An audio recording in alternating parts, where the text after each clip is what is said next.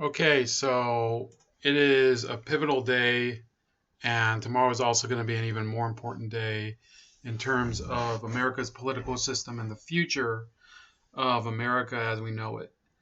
And unfortunately, I think that that notion has become something that we have to say goodbye to. America will be unchanged it will be changed forever come tomorrow, because we're not going to see an election where there is a, what do you call it, an amicable solution between the two parties, right?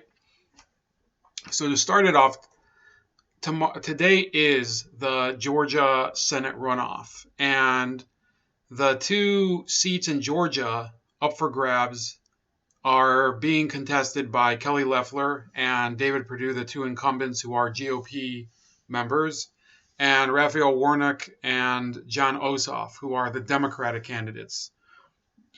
And depending on which to get elected, we're going to see who's going to be the Senate Majority Leader for the next 2 years. Or it's not that simple, right? So if the Republicans manage to hold on to one of the seats but not the other, McConnell still remains the Senate Majority Leader. Mitch McConnell from Kentucky, the Republican Senate Majority Leader. However, and this is something that I want to make clear, if the Democrats end up winning both of the two seats that are remaining, you can see here it's still blank in Georgia. One second, let me bring it up. So in Georgia, it's still blank over here. If the Democrats win both of those seats, it ends up being 50-50, and the tie gets broken only by whoever is the vice president for the next 4 years. So it will be either Mike Pence or Kamala Harris. And that will be decided tomorrow when the electoral votes are counted in the Senate and in the House. There's going to be a joint session of Congress, and one senator and one House member can object to the electoral votes, and then they have to go to debate the votes for each state. So it's going to be a very complicated and very, I would say, drawn out process tomorrow. And it hasn't been like that in many, many years. I believe in 1876 there was a challenge, and they ended up having to broker a solution. Tomorrow, despite what this friend who you saw maybe 2 days ago on my stream, James Kelly, I believe was his name, new person that I've met through a different friend. According to him, there is a clear path for Mike Pence and the Republicans to basically overturn the election and keep Donald Trump in power. I would say that I'm still not convinced that it can happen. And even if it can happen, I don't even know if it will, because I have lost all confidence in the political system. And when you see the electoral process being abused, when you see the judicial system turning a blind eye to it, are you really going to believe that this is all going to just be swept away by simply the lightning out of the hands of Mike Pence? It's hard for me to believe. And I simply am such a skeptic that I can't. But I do believe that change is going to happen. It might not be the change that we expect or that we hope for, but there is going to be change within the Republican Party and potentially leading to the end of the Republican Party for a very simple reason, which is that Kelly Loeffler and David Perdue have both apparently said that they are willing to they're willing to object. Okay? So both David Perdue and Kelly Loeffler are calling themselves the last line of defense against tyranny. They claim that if Democrats unseat them in Tuesday's runoffs, the left will seize total control like Cuba and Venezuela and North Korea. And that is something that I think is giving the Democrats pause here, because Slate here is saying that Perdue and Loeffler are abetting Trump's coup attempt. Now, apparently, both of them are going to object, and that would bring the number of GOP senators that are objecting up to, I believe, either 14 or 15, depending on whether Rand Paul counts. And when you have that amount of people, it can bring a different type of pressure, a permanent type of pressure, because Mitch McConnell has said that he does not support any attempt to overturn the results of the election. And he's told other Republican senators, the members of his caucus, the one that he's the majority leader of, that they should act to uphold what was determined in November with the various certified results in all of the states. Now, the states that are in dispute are as follows: Pennsylvania, Georgia, Nevada, Michigan, Wisconsin, and Arizona. Did I mention Arizona twice? So, and I believe that there might be another state that I forgot. In any case, if Mitch McConnell decides to say, well, I don't even care, we're going to keep going, and and Joe Biden will be president, I think that the people who did object need to raise their hands and say, look, this is over for the presidency, according to you, Mitch McConnell. But if that's so, then it's also over for you as majority leader. Because if both Loeffler and David Perdue are seated as senators, and I don't know if it's even going to be tomorrow, because remember that in November, there had to be this long weeks, I think it was more than a week, of counting absentee ballots. So Mitch McConnell, he should be told up front that if you don't abide by the wishes of those that want a full auditing of the electoral results, you can't be majority leader anymore. Because let's face it, okay? Nobody would be, I guess, saddened by Mitch McConnell being sacked as the Republican majority leader, right? Except for people who are at the top of the Republican establishment, people who are neocons, people who are special interests and lobbyists who support special interests. And Mitch McConnell is deeply unpopular, not just among the Republican base, people who are Trump supporters, but among Democrats as well, because I get emails, fundraising emails from the Democrats, and all they talk about is how we need to get rid of Mitch McConnell. And I live in a very Democratic district, and I'm one of the few people who is very, upfront about being opposed to the Democratic Party here. I would say that we have, maybe a ratio of 3-1 Democrats in my district, right? And the remainder are not necessarily Republicans. They might just be people who don't vote or who just don't really see any point in participating in the process.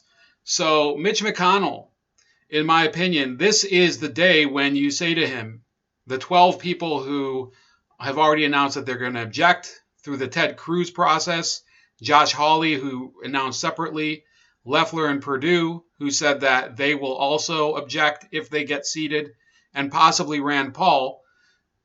If this happens, I believe that they can go to Mitch McConnell and they can say, there is no Senate majority leadership for you if we object and you don't go and you don't help us.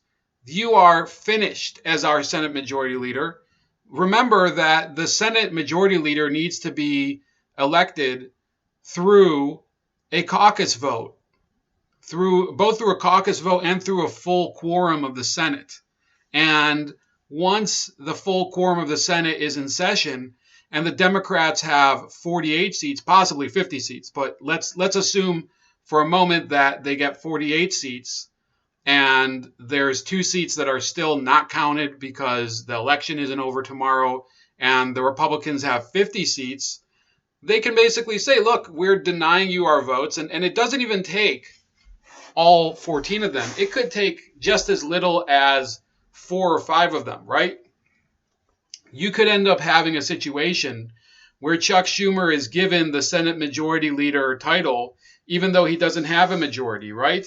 This is exactly the reverse situation of what Jimmy Dore has been calling for in the past month or so. And for those of you that don't know, Um, there's Force the Vote, a very interesting effort by Jimmy Dore. It didn't really work, and I still respect him for trying it, even though I don't agree with him on almost anything. But Jimmy Dore, I would say, despite not agreeing with him on any tangible issue, right? I don't agree with him on Medicare for all. The whole reason that there's a Force the Vote, this is Jimmy Dore over here. The whole reason that there's a campaign like that is because progressives are saying we keep getting hoodwinked by Nancy Pelosi and the Democrats into voting for Democrats, into donating money to Democratic candidates, into donating money to primary candidates that ends up going to Democratic PACs and everything through Act Blue. This time we're saying deny Nancy Pelosi the speaker podium unless, this is important, unless she gives just a floor vote to Medicare for all, which is the signature policy of the progressive tendency within the Democratic Party. And what ended up happening, so to recap, they're not saying that they think that they'll get Medicare for all, but they're saying that if you're not even willing to put it up for a vote and go on the record who among the Democrats is supporting it and who is not supporting it, then they do not want the progressive members of Congress on the Democratic side to give Nancy Pelosi the speakership. They want to force her to yield the speakership, and then they will be able to know exactly who is on their side and who isn't. And I saw a video by Actual Justice Warrior about a week ago where he said, Jimmy Dore's an idiot. Jimmy Dore knows that this can't work. This isn't supposed to give them Medicare for all. It is supposed to draw the lines clearly and show people where candidates stand and where office holders stand on a certain issue.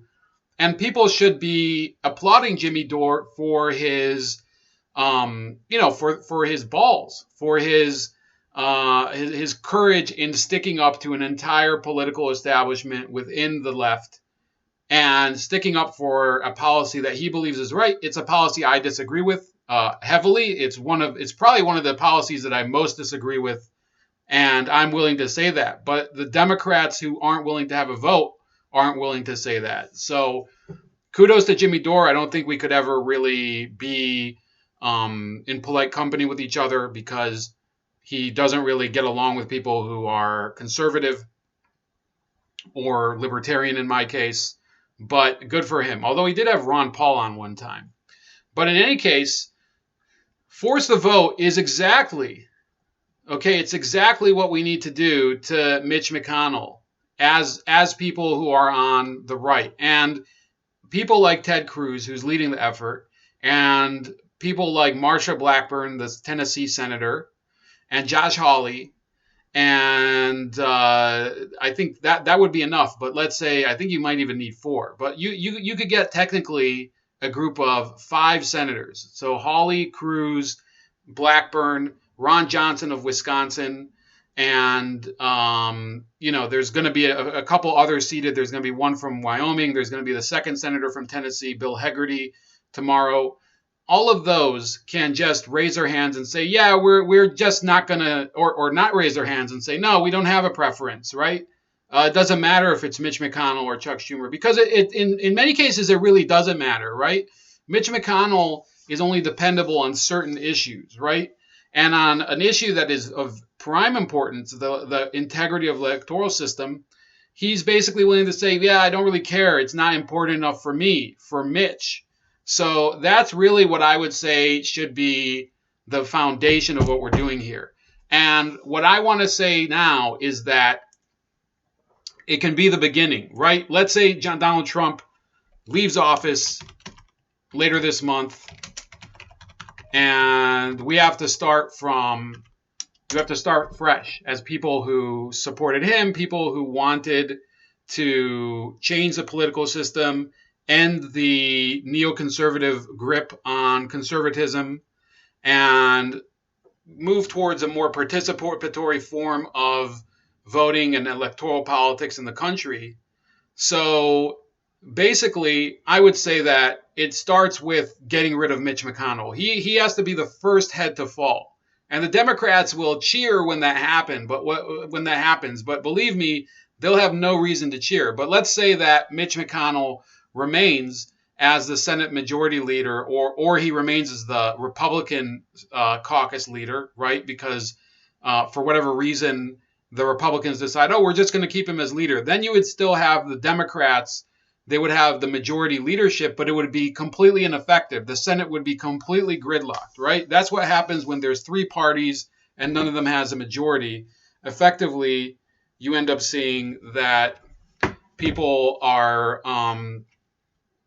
there's just no majority at all, right? No, the chamber can't go in one direction or the other. Now, I know what could happen, which is that the establishment GOP and the Democrats could join together and pass whatever they want over the objection of the third party, which I would call the Citizens Party, but that might not happen. So let's stop speculating right there. But it would still expose the Republican senators to a lot of ridicule, because many of them were elected on the basis of them being considered conservatives. And many of them, I think, will start to learn that standing with Mitch McConnell will end their future, because there's no real future with Mitch McConnell. He's one of the oldest senators.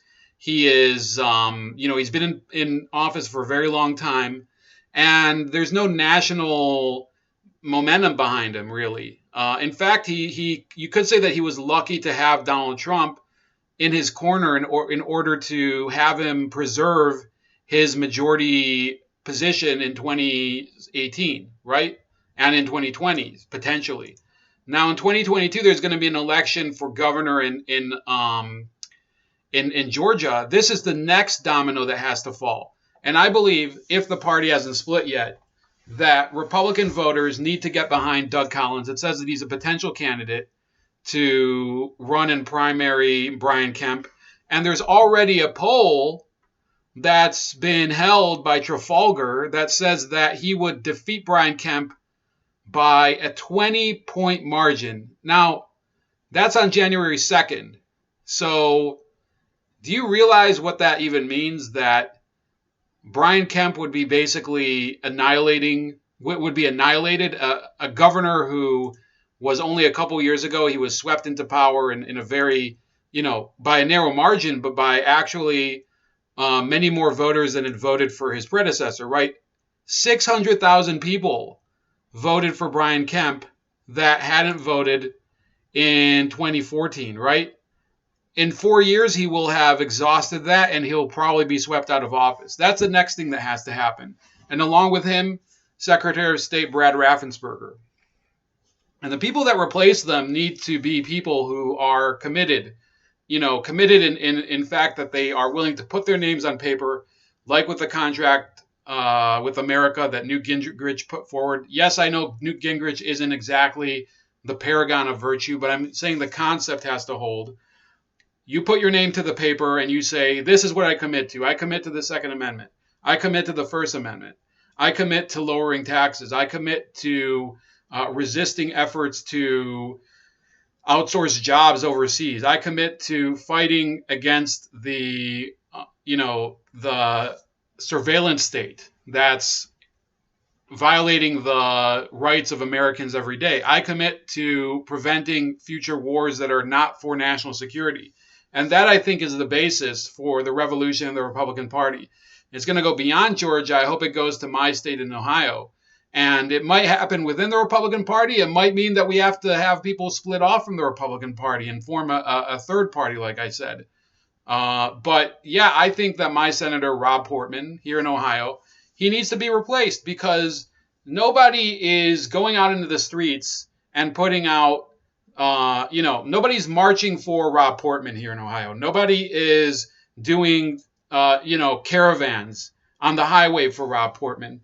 Or for Mike DeWine, our governor, our useless governor who has gone along with a lot of the different COVID restrictions. The state of Ohio, the state of Georgia, and all the other states where there are major Republican centers of control need to solidify it for the future, right? Not for the establishment. And that's basically what I think needs to happen. And that's the best optimism I can give as far as what can happen after January 6th, 2021. So we'll see what happens tonight. I don't think I'm going to live stream, but it might happen. By the way, if you missed it, my stream with Halsey English is up on, I believe it is on Odyssey. So you can already see it on Odyssey. You will be able to see it on BitChute pretty soon, or on, on Rumble. You can see it on BitChute now, in fact. So that's an hour live stream talking about 9/11. You can also see my live stream with James Kelly from a couple days ago on all of those platforms except Rumble, which is glitchy. But, check that out. That one concerns the different scenarios for Trump to have a quote-unquote path to victory, which, like I said, I'm skeptical of. So other than that, please like, share, and subscribe, and also subscribe to me on all the alternative platforms. Thankfully, I am growing significantly on BitChute, and I hope to really build an audience there and get people who are interested in in-depth discussion on what's happening today and what's happened in the past, and not just on fleeting moments of nonsense. So talk to you later, and Happy New Year if you still haven't gotten your Happy New Year.